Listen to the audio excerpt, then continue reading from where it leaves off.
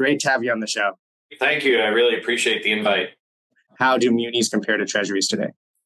Most of the bond market is subject to taxation for an individual investor. Most of the bond market trades at some sort of spread above treasuries, meaning the treasury yield plus some incremental yield for the risk you take. And we use that spread as a gauge of relative value, or bonds looking rich or cheap on a historic basis. In munis, yields are lower typically than treasury yields. So we use a treasury ratio where we divide, let's say, the 10-year muni yield by the 10-year treasury yield. And that way we take the absolute level out of the analysis, but it gives us still a relative value. And a way for people to think about it is, if, to keep the math simple, if you're in a, let's say, a mid tax rate of like 30%, something like on an effective basis, then on a one, minus the tax rate basis, you'd be at 70% of, you'd be keeping 70% of whatever you're earning taxable income. So for all else being the same, if you were choosing between a muni investment and a treasury investment, knowing that you're going to pay tax on your treasury bond, but not on your municipal bond, if the municipal yield is more than 70% than that of the treasury bond, then that starts to look attractive. Now, tax rates can be significantly higher, obviously. And there's, when you move from treasuries to munis, you go from having a riskless asset to one that has call risk, credit risk, tax risk, liquidity risk. You need to be compensated for all those. So we tend to look at the historical norms of how munis should trade. For example, right now, long-term municipal bonds are trading at about 90% of where long-term treasuries are. That's what we would consider to be roughly fair value. 10-year treasuries are trading at about 69% of treasuries. And that is probably 5 to 10 ratio points rich to where they should be.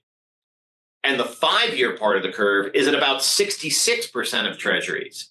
And that is well through what the long-term value, relative, fair value should be for 5 years. So not surprisingly, the heavy demand that's driving yields down in that 3 to 12-year part of the curve is not only impacting the relative value within the muni market, it's impacting the relative value versus treasuries. So the front end of our muni curve in that bifurcation looks very rich, and the longer end of our market is actually looking fair to relatively cheap. So how does an investor go about evaluating these funds and finding the right muni bond for them? Well, I think you have to start with, what is the investment asset class you're in? In this case, municipal bonds. And we go back to, the three considerations I brought up front: technicals, structure, and then the fact that there's a high degree of inefficiency. And what that speaks to is that there's the capacity to invest in municipal bonds and not only collect coupon, but also to generate alpha, to generate excess return over the market through active trading.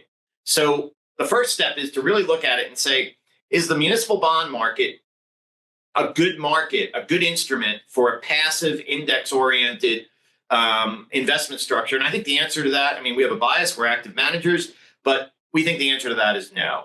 The second is, even within that, one should be looking at, what is the fund doing for me as an investor? And I think a great example of that is the whole issue of looking at, if we look at ETFs and we do a little homework and we look at what were their dividends in December of 2021 as a rate, so the dividend rate, and what does it look like today? What we see is that through all of 2022, when there was this tremendous opportunity to take advantage of tax swaps, the ETFs are just not largely designed for that, because they're trading to match the index. And as a result, I think that there's a big disparity between what we see on the active side and then on the passive side.